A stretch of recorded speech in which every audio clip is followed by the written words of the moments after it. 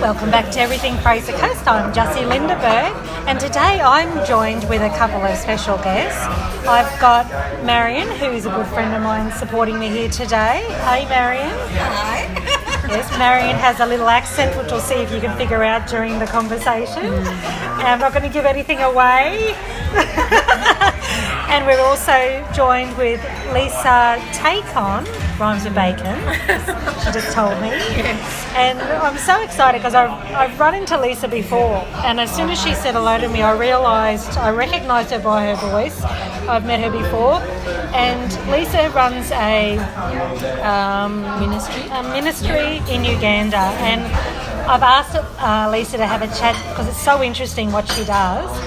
So thank you, Lesa. Oh, thank you, Jussie. It's wonderful to meet you again. Yeah, I'm so happy to be here and so happy to have met both of you. Okay, so what I just wanted to, I guess, make it quite clear to our listeners, our followers is, or if you could explain how it came about that you have this amazing generosity that you do with training locals in Uganda. So how did it come about? Are you funded by a major charity or? No, we don't. We're not funded really by anyone other than just people that it's placed on their heart to help.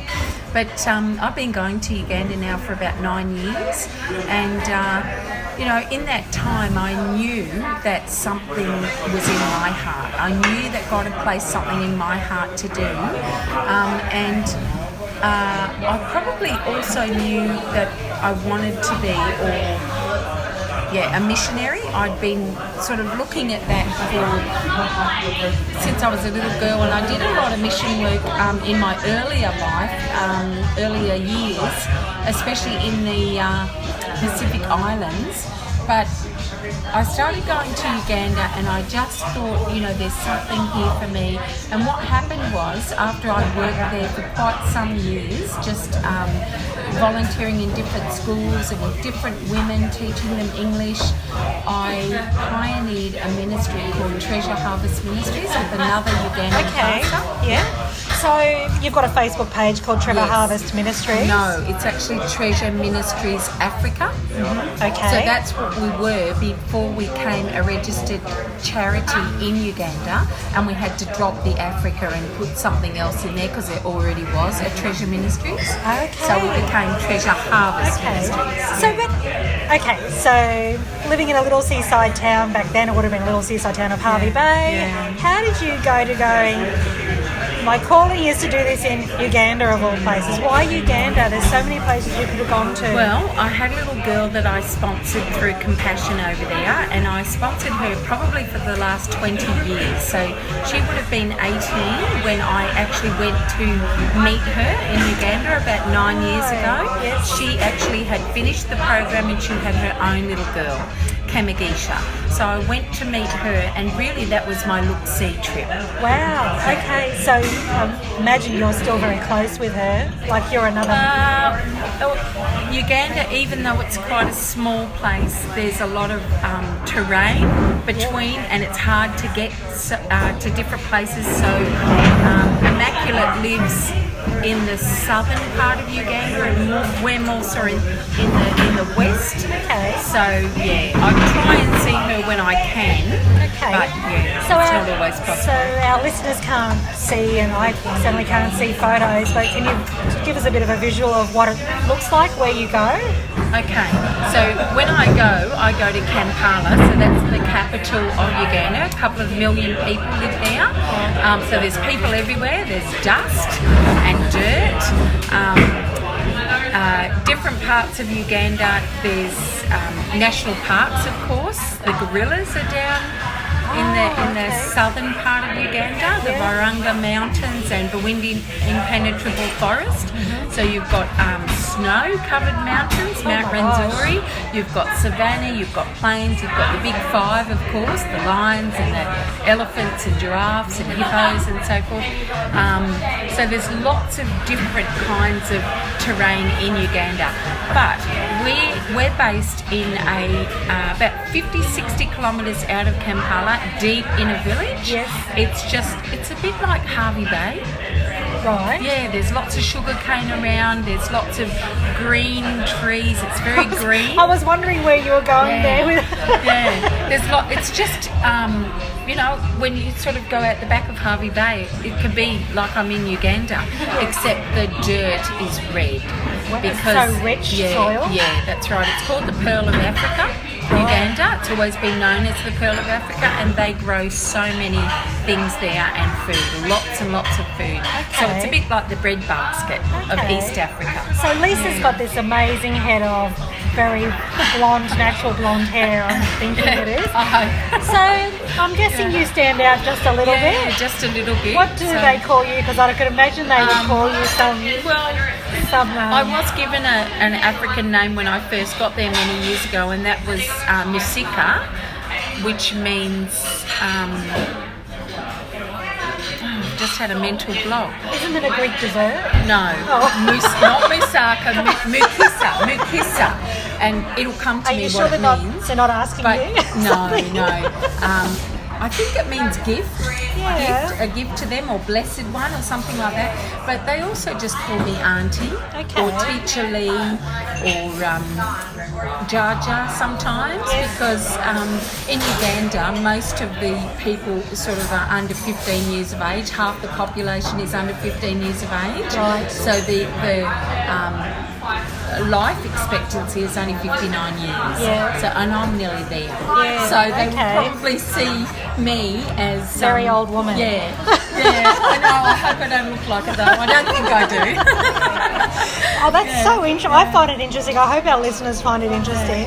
One of the big questions I have about going to Africa, because I've never been to that continent, is so going to Uganda, how safe is it? As safe as anywhere. Anything can happen to anybody anytime. I know. But there's always the fear of Africa not being so safe. Yeah, well, when we lived in Kampala, we lived in a house with razor wire everywhere and big gates and everything. And yes, of course, there's crime. And at one stage, I was taking out the world record for the most robbed person in Uganda, but that's not happening anymore. So I've been robbed quite a few times. It's always good to come back because I'm alive. Yeah, true. That's wonderful. Look, now that we're out in the bush, we don't have fences around our place, and I feel very, very safe. Ugandans are a lovely people. They're a gentle people. Yes. But as everywhere, there's a lot of people that walk around with AK-47s here. Yeah. Yeah, I've been a part sometimes of mobs and so forth. You've got to sort of get out of that. Yeah. So I can see the similarity with Harvey Bay. Marion, put away your AK-47. It's a little bit different. And what is with malaria? Malaria? Yeah. Is it the issue? Well, there are a lot of cases of malaria. Sometimes when we have medical in our village, a lot of the children are diagnosed with malaria, and unfortunately some of those children are still really dying from malaria. But there's not a lot of mosquitoes where I live. I've never had malaria. The people around me have. You take tablets? No, I don't take anything at all. Oh, that's so interesting. Well, we're going to, with this podcast on our Facebook page, we'll air it, and noisy car going by, I don't have the microphone, I'm going to pick that up, and put a link to your mission page. I'll get Marion or Lee to help me find that. And the offer's always there if anybody wants to support you. Yes, that would be wonderful. That'd be wonderful. Yeah. It is really self-funded. Yeah. I am supported by a few different people, and my church gives me something which is wonderful. Yeah. But anything at all is just really a blessing to us. A big blessing. Yeah. So when are you next over there? I'm hoping to leave July. This year. And so can you just, before we sign off, tell me, how do you get there, like from Harvey Bay? What's your plane. Plane to... Usually,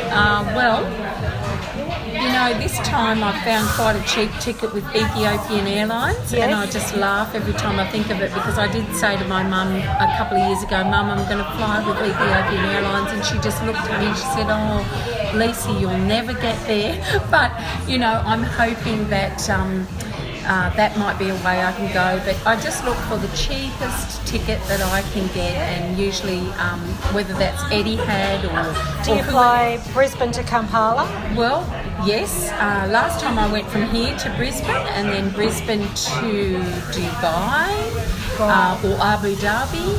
Yes. And then into, could be Ethiopia, into Addis Ababa, or it could be Kenya, and then into Uganda. Or it could be Rwanda. So it's just, you know, different with every airline you choose. Yeah. Well, I do like going to different places, so even if I don't get out of the airport. I get that feeling from you. So I would love to go to Singapore this time. Yeah. Lesa, I honestly could ask you another 100 questions, but we try and keep our podcast short. Sure. So, but I wish you all the best, and I hope you'll keep in touch with me. Like, we'll make it official and keep in touch and touch base with you down the track on how things are going. I'd love to hear about someone that you know in your mission who's maybe had a real life change through their experience. Yeah, there's many. That would be awesome. So, yeah, maybe you could take Melissa and do a recording for me. Okay, sure. Okay, well, thanks very much. And Marion, did you have any last questions? No, thank you. I wonder if anybody's guessed what your accent is. You know, is she Russian? Is she French? Is she German? And it was very interesting. Yeah. Great. Thanks, Lesa. Okay. Safe travels. Thank you.